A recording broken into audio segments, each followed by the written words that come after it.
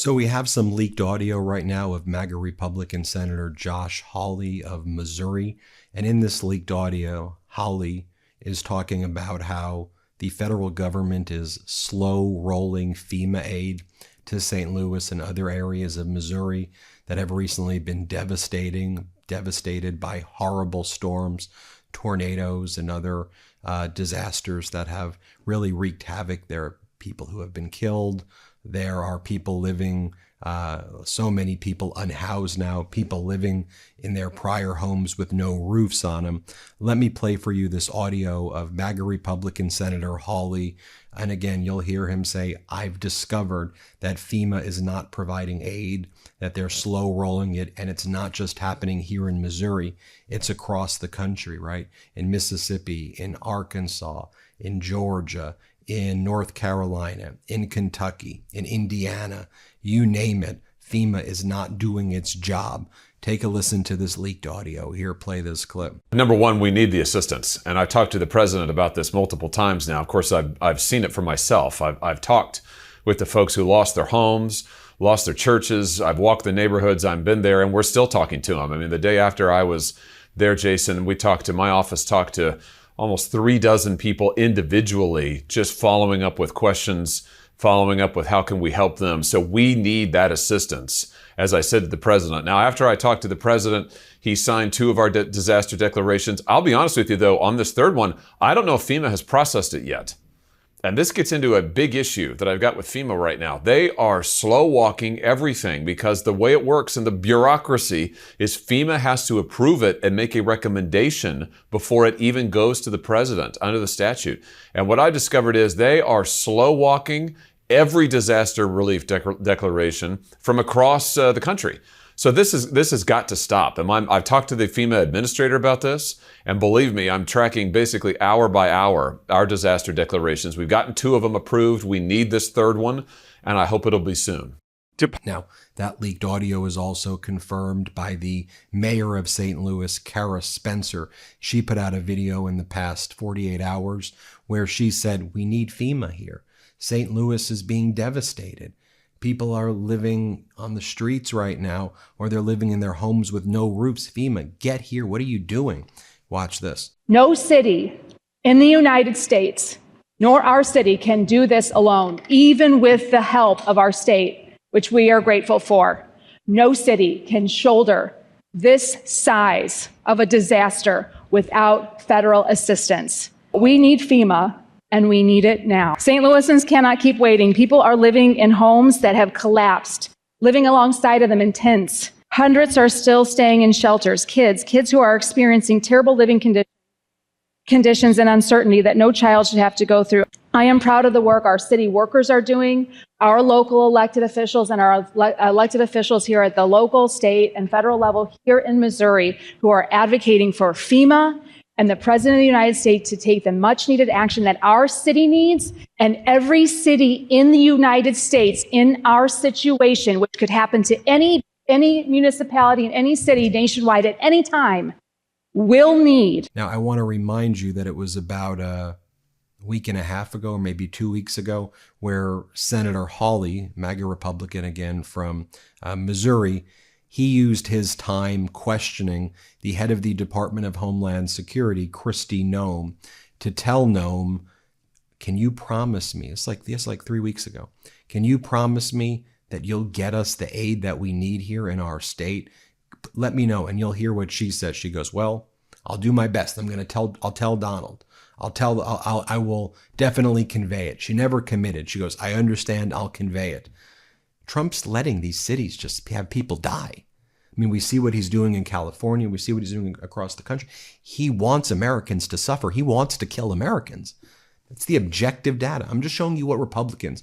This is the Republican Center. You don't get much more MAGA than Josh Hawley. Here, watch this. Commit to helping for those 3 major disaster declaration requests that are pending. Will you help expedite those, Secretary Noem, and get those in front of the president, get those approved? We are desperate for the assistance in Missouri. Yes, absolutely. Thank you. Make sure the application gets to the White House as soon as possible. Fantastic. Thank you. And can I also have your commitment that if and when the president approves a major disaster declaration for this storm that just happened on Friday in St. Louis, will you expedite as much as possible FEMA individual assistance for those who qualify for it in the St. Louis area? Yes. And I want to tell you just how important that is, because as I toured these streets and walked and talked to the residents, what I heard over and over is many of these folks don't have insurance. Yeah. You know, many of these folks, they either got their homes from a family member, or they bought them from a family member, so they don't have a mortgage on the property, and therefore they don't have homeowners insurance. So, as you know, having been a governor, in many instances, FEMA assistance is going to be the only assistance that they're. And then again, let me share with you, again, nonpartisan guy here. I'm just trying to give you the facts and the data. Here is the Maine weather person, Meiselas, from southern Florida, where he says, I don't have the tools anymore to predict hurricanes because of all of the cuts to the National Weather Service and the National Oceanic and Atmospheric Association. Here, play this clip. And as you've grown accustomed to my presentations over my 34 years in South Florida newscasts, confidently, I went on TV and I told you, it's going to turn. You don't need to worry. It is going to turn. And I am here to tell you that I am not sure I can do that this year, because of the cuts, the gutting, the sledgehammer attack on science in general, and I could talk about that for a long, long time, and how that is affecting the U.S. Leadership in science over many years, and how we're losing that leadership, and this is a multi-generational impact on science in this country, all right? But specifically, let's talk about the federal government cuts to the National Weather Service and to NOAA. Did you know that Central and South Florida National Weather Service offices are currently basically 20 to 40% understaffed? From Tampa to Key West, including the Miami office, 20 to 40% understaffed. Now, this type of staffing shortage is having impacts across the nation, because there's been a nearly 20% reduction in weather balloon launches that carry those radiosondes. And what we're starting to see is that the quality of the forecasts is becoming degraded. Yeah, while all of this is going on, the Trump regime fired the old interim head of FEMA, who was an ultra MAGA guy, simply because that other ultra MAGA guy testified that he didn't want to destroy FEMA. He goes, I think the administration has a different view than I do. I think FEMA should remain in place. Boom, the guy got fired in 24 hours. So they bring in this new guy who's had no experience with disaster relief before, this new FEMA head. And this new FEMA head starts telling everybody at FEMA that he doesn't even know what hurricane season is. He goes, I don't know what it is. What's hurricane season? And then he goes, no, I was just saying that as a joke. You think that's funny as the head of FEMA to joke that you don't know what hurricane season is when we're in hurricane season and it's something that kills people? That's not a funny joke. But here, listen to this, play this clip. But I also spoke with some FEMA personnel who were inside that briefing yesterday who couldn't really tell if David Richardson, FEMA's new acting administrator, was kidding around or if he was essentially saying that he was pretty unfamiliar with hurricane season before taking this new job last month. You may remember when he was put in charge last month by Homeland Security Secretary Kristi Noem, he had no prior experience managing natural disasters. He comes from the Countering Weapons of Mass Destruction office at DHS, and this has just raised red flags among FEMA staff about the lack of experience at the top as hurricane season is now underway, and who's going to be making those decisions with what information when lives need to be saved and potentially communities need to be preserved during these catastrophic storms. So Donald Trump's chief propagandist, Caroline Leavitt, was asked, do you think it's an appropriate thing for the head of FEMA to joke that he doesn't know hurricane season? Watch this. And about hurricane season appropriate, though, now that this is serious business, as you talked about? It's serious business, Kelly, and I'm not going to engage in such fodder with a question like that. Brian. Here's what Democratic Congress member Jared Moskowitz says, and it's important to note, Moskowitz ran emergency management for the state of Florida, like the state version of FEMA, but they don't have the resources that the feds have. They need to work with FEMA, but Moskowitz knows what it's like to be in this role. Here's what Moskowitz says. Here, play this clip. Certainly, we've not made FEMA more efficient. The administrator apparently doesn't know there's a hurricane season. Wait till he finds out there's 5 categories. We're going to blow his mind. And I know that the current regime doesn't believe in science, But let's be clear, warm waters and storm-friendly climate patterns are expected to produce as many as 19 tropical storms, including 6 to 10 hurricanes this season, all being ignored by the Trump regime. The government scientists are saying it, but the Trump regime is gutting FEMA, not taking it seriously. They don't believe in climate change as a real thing.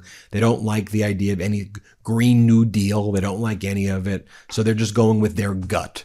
They're going with people who are not scientists, people who don't even know what hurricane season is. I'll remind you what Donald Trump said back on January 24th, 2025, when he was asked, do you expect to ask Congress for additional aid for North Carolina and California?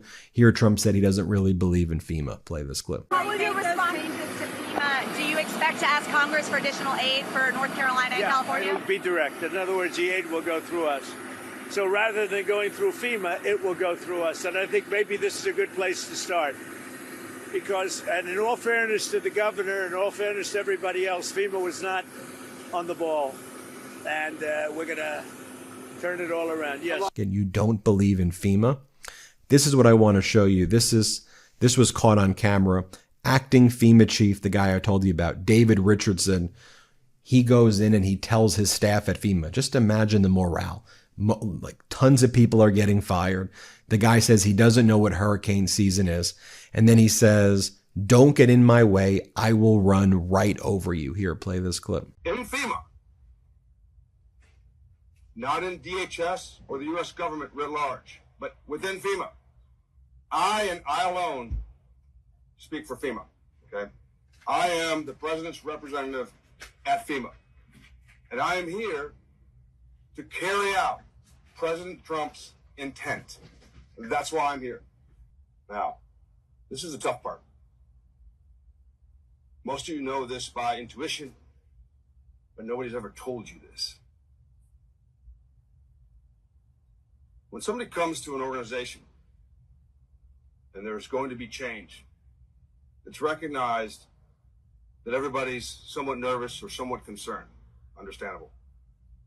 What's not known is that between 10 and 20% of personnel will embrace change. They'll welcome it. And they understand that change, handled right, is progress. And they understand that it's necessary, and they see that it needs to be made. That's somewhere between 10 and 20%. Something like 60%, they don't care. Right? They go along to get along. And I completely understand that. I've been in a situation before where I went along to get along. However, there's somewhere south of 20% that decide that they are going to get in the way of change. You can ask anybody that those 20% of the people are a problem. And they have to be sidelined. So don't get in my way if you're those 20% of the people. I know all the tricks, okay? I know them from lance corporals. I know them from staff sergeants, lieutenants, federal employees, my own employees, and indeed myself, okay? I've played the games too. Obfuscation, delay, undermining. If you're one of those 20% of the people and you think those tactics and techniques are going to help you, they will not, because I will run right over you. I will achieve the president's intent. And again, we've been reporting here over and over again how the Trump regime has been rejecting supplemental FEMA requests by North Carolina for the remnants of Hurricane Helene.